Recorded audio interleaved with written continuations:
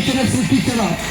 എന്നാൽ ദൈവത്തിന്റെ വാക്കനുസരിക്കാതെ, ദൈവത്തിന്റെ വാക്കുകൾക്ക് വില കൽപ്പിക്കാതെ, ദൈവത്തോട് മത്സരിച്ച് ദൈവസമയം നിന്ന് വീഴ്ത്തപ്പെട്ടു പോയതായ ഒരു വ്യക്തിത്വത്തെ കൂടെ എനിക്ക് നിങ്ങളുടെ മുമ്പിൽ പരിചയപ്പെടുത്തുവാനുണ്ട്.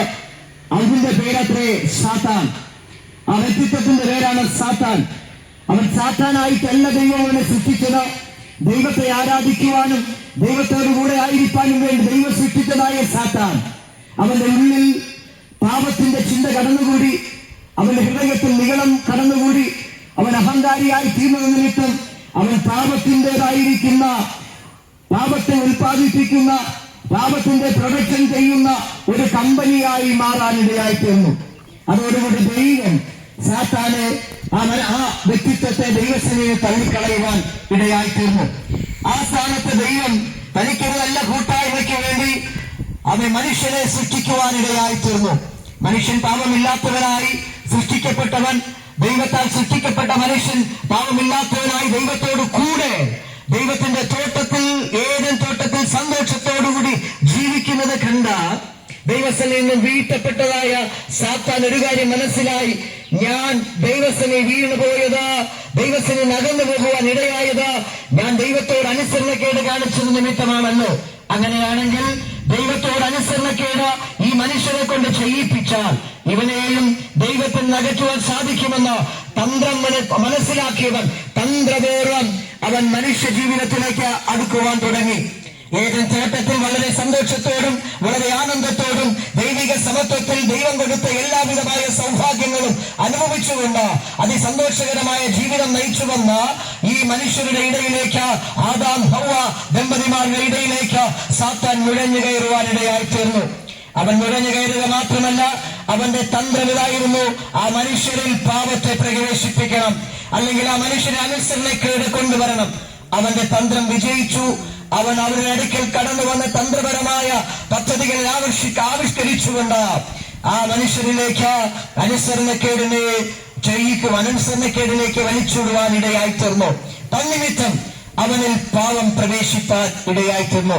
അതേ പ്രിയമുള്ളവരെ, ദൈവഹിതത്തിൽ സൃഷ്ടിക്കപ്പെട്ട, ദൈവത്തോട് ചേർന്ന് ജീവിപ്പാൻ ദൈവമാക്കി വെച്ച മനുഷ്യനിലേക്ക് പാപത്തിന്റെ വിത്ത് വിതച്ചുകൊണ്ട് മനുഷ്യനെ എന്നേക്കുമായി ദൈവത്തിൽ നിന്ന് അകറ്റിയതായ സാത്താന്റെ തന്ത്രം നിമിത്തം എന്നേക്കുമായി ദൈവത്തിൽ നിന്ന് അകന്നുപോയ മനുഷ്യന്, നിത്യജീവൻ നഷ്ടപ്പെട്ടു പോയ മനുഷ്യന് ആ നിത്യജീവനിലേക്ക് മടങ്ങി വരുവാൻ പല കാര്യഗതികൾ, പല പദ്ധതികളിലൂടെ, പല കർമ്മങ്ങളിലൂടെ ദൈവത്തിങ്കിലേക്ക് മടങ്ങി വരുവാൻ മനുഷ്യൻ അവൻ പ്രവർത്തിച്ചപ്പോൾ അവന്റെ പ്രവർത്തികളെല്ലാം നിഷ്ഫലമായി തീർന്നു. ആ മനുഷ്യന് വേണ്ടി പലവിധമായിരിക്കുന്ന കർമ്മങ്ങളും ആചാരാനുഷ്ഠാനങ്ങളും ന്യായപ്രമാണങ്ങളുമൊക്കെ ദൈവം കൊടുത്തുകൊണ്ടും അവനെ ദൈവത്തിലേക്ക് അടുപ്പിക്കുവാൻ ദൈവം ആഗ്രഹിച്ചു. പക്ഷേ അവിടെയെല്ലാം പരാജിതരായി തീർന്ന മനുഷ്യന്റെ അടുക്കിലേക്ക്, ആ പരാജിതരായി തീർന്ന നിത്യനാശത്തിലേക്ക് കൂപ്പുകുത്തിക്കൊണ്ടിരിക്കുന്ന മനുഷ്യനെ കരം പിടിച്ച് ദൈവത്തിലേക്ക് അടുപ്പിക്കുവാൻ വേണ്ടി ഇറങ്ങി വന്ന ഒരുവനാണ് കർത്താവായ യേശു ക്രിസ്തു. അതിന് വലിയൊരു വില കൊടുക്കണമെന്നുള്ളത് ഹല്ലേലൂയ നമുക്കെല്ലാവർക്കും അറിയാം. എന്താണ് ആ വില? പാപത്തിനൊരു ശമ്പളം ദൈവം പറഞ്ഞിരുന്നു. പാപത്തിന്റെ ശമ്പളം മരണമാണ്. അതേ പ്രിയമുള്ളവരെ, പാപത്തിന്റെ ശമ്പളമായ മരണത്തെ ഏറ്റെടുത്തുകൊണ്ട് മനുഷ്യനെ രക്ഷിപ്പാൻ, ഈ ഭൂമിയിലേക്ക് ഇറങ്ങി വരുവാൻ, ഒരു മനുഷ്യന്റെ പാപത്തിന് പരിഹാരം വരുത്തിക്കൊടുക്കുവാൻ ഈ ലോകത്തിൽ ഒരു മനുഷ്യനും ഇല്ലാതിരുന്നപ്പോൾ വചനം ഇങ്ങനെ പഠിപ്പിക്കുന്നു: കൂട്ടുകാരന് വേണ്ടി മരിക്കുന്നതിലും വലിയ സ്നേഹം മറ്റൊന്നില്ലെന്ന് പറയുമ്പോൾ അവൻ കൂട്ടുകാരന് വേണ്ടി മരിക്കുവാൻ ഇറങ്ങി വന്ന, സ്നേഹത്തിന് വേണ്ടി ജീവൻ കൊടുക്കുവാൻ ഇറങ്ങി വന്ന ഒരുവനാണ് നമ്മുടെ കർത്താവായ യേശു ക്രിസ്തു. ഇന്ന് ഞാൻ സത്യമായി നിങ്ങളോട് വിളിച്ചു പറയുന്നു, നിനക്ക് വേണ്ടി മരിക്കാൻ ആരും ഉണ്ടാകത്തില്ല. പക്ഷേ നിനക്ക് വേണ്ടി മരിക്കുവാൻ ഒരുവൻ ഈ ലോകത്തിലേക്ക്, നീ ചോദിക്കുന്നതിന് മുമ്പ്, നീ പറയുന്നതിന് മുമ്പ്, നീ ആഗ്രഹിക്കുന്നതിന് മുമ്പ്, നിന്റെ പാപത്തിന്റെ പരിഹാരത്തിന് വേണ്ടി, നിന്റെ നിത്യജീവനിലേക്ക് കരം പിടിച്ചുയർത്തേണ്ടതിന് വേണ്ടി സ്വർഗത്തിലെ ദൈവ തന്റെ ഏകജാതനായ പുത്രനെ ഈ ഭൂമിയിലേക്ക് അയക്കുവാൻ പദ്ധതിയിട്ടപ്പോൾ തന്നെ, അതേ പിതാവേ, ഞാൻ കടന്നു പോകാം, ഈ നശിച്ചുകൊണ്ടിരിക്കുന്ന മനുഷ്യന് വേണ്ടി ഞാൻ എന്റെ ജീവൻ അർപ്പിക്കാമെന്ന് പറഞ്ഞുകൊണ്ട് ഈ ലോകത്തിലേക്ക് ഇറങ്ങി വന്ന, എനിക്കും നിനക്കും വേണ്ടി മരിച്ച ഒരുവനാണ് കർത്താവായ യേശു ക്രിസ്തു. ഈ സന്ധ്യാസമയം ഞങ്ങൾക്ക് നിങ്ങളോട് വിളിച്ചു പറയുവാനുള്ള ഒരേ ഒരു കാര്യം, നിന്റെ പാപത്തിന് പരിഹാരം വരച്ചുവാൻ മാത്രമല്ല, പ്രിയരെ, പാപം നിമിത്തം മനുഷ്യൻ കടന്നുകൂടിയതായ പല വിപത്തുകളുണ്ട്. ഒന്ന്, മരണം അവനിൽ കടന്നു വന്നു. രണ്ട്, ശാപം അവനിൽ കുടിയേറി. മൂന്ന്, അവൻ രോഗത്തിന് അടിമയായി തീർന്നു. അതുപോലെ ഈ ലോകത്തിന്റെ പലതിലും അവൻ അടിമയായി തീർന്നു. അങ്ങനെ അടിമയായി തീർന്ന മനുഷ്യനെ രക്ഷിക്കുവാൻ യേശു കർത്താവ് കാൽവരിയിൽ തന്റെ രക്തത്താൽ പരിഹാരം വരുത്തുവാനിടയായി തീർന്നു.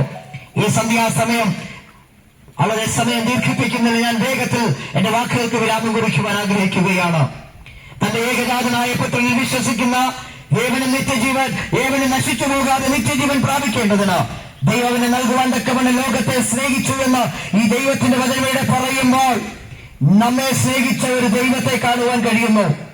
ആ സ്നേഹിച്ച പിതാവിന്റെ സ്നേഹത്തെ പിൻപറ്റിക്കൊണ്ട് തന്റെ ജീവനെ പോലും നമുക്ക് വേണ്ടി ഏൽപ്പിച്ചു തരുവാൻ അവസാനതുള്ളി ചോര പോലും ഊറ്റി തന്നുകൊണ്ട് എനിക്കും നിനക്ക് വേണ്ടിയുള്ളതായ എല്ലാ പാപത്തിന്റെ പരിഹാരവും എല്ലാ പ്രശ്നത്തിന്റെ പരിഹാരവും ചെയ്തു തീർത്ത് ഒടുവിലായി പറയുകയാണ്, സകലവും നിവർത്തിയായി. അതേ മനുഷ്യ, അതേ സ്നേഹിത, അതേ മാതാവേ, അതേ പിതാവേ, സകലവും എനിക്കും നിനക്കും വേണ്ടി നിവർത്തിയാക്കിക്കൊണ്ട് നമ്മെ രക്ഷിച്ച ഒരുവനുണ്ട്. ആ യേശുവിനെ യാത്ര ചെയ്യുന്ന ഈ സമയം ഞങ്ങൾ ഇവിടെ ഉയർത്തുന്നത്, ആ യേശു വിശ്വസിക്കുവാൻ തയ്യാറാണെങ്കിൽ, ആ യേശുവിനെ ഇന്ന് പകൽക്കാലം ജീവിതത്തിൽ സ്വീകരിക്കുവാൻ തയ്യാറാണെങ്കിൽ നിങ്ങൾ അഭിമുഖീകരിക്കുന്ന എല്ലാ പ്രശ്നങ്ങൾക്കും പരിഹാരം ക്രിസ്തുവിനുണ്ട് എന്ന 100% ഗ്യാരണ്ടി പറഞ്ഞുകൊണ്ട് ഞാൻ എന്റെ വാക്കുകൾക്ക് ഇവിടെ വിരാമം കുറിക്കുന്നു. മലയുടെ പ്രയാസം നിമിത്തം ഞങ്ങളിവിടെ ഈ വാക്കുകൾ ഇവിടെ ഉപസംഹരിക്കുമ്പോൾ നിങ്ങൾക്ക് മുമ്പിൽ വെളിപ്പെട്ടതായ ആ ദൈവത്തിന്റെ സ്നേഹത്തെ, ആ ദൈവത്തിന്റെ കരുതലിനെ മുറുകെ പിടിച്ചുകൊണ്ട് നിങ്ങൾ അഭിമുഖീകരിക്കുന്ന പ്രശ്നത്തിന്റെ നടുവിൽ ഇന്ന് യേശുവിന് പരിഹാരം നൽകുവാൻ സാധിക്കുമെന്ന് വിശ്വസിച്ചുകൊണ്ട് ഒരു വാക്ക് ആ യേശുവിനോട് ചേർന്ന് പ്രാർത്ഥിക്കുവാൻ, ആ യേശുവിനോട് പ്രാർത്ഥിക്കുവാൻ നിങ്ങൾ കഴിയുമെങ്കിൽ ഞങ്ങളുടെ ഹല്ലേലൂയ ഈ പ്രാർത്ഥനയുടെ സമയം അങ്ങനെ അവിടുത്തെ ദൈവത്തിന്റെ ദാസന്മാർ നിങ്ങൾക്ക് വേണ്ടി പ്രാർത്ഥിക്കുമ്പോൾ ഒരു നിമിഷം നിങ്ങൾ ചേർന്ന് പ്രാർത്ഥിക്കൂ.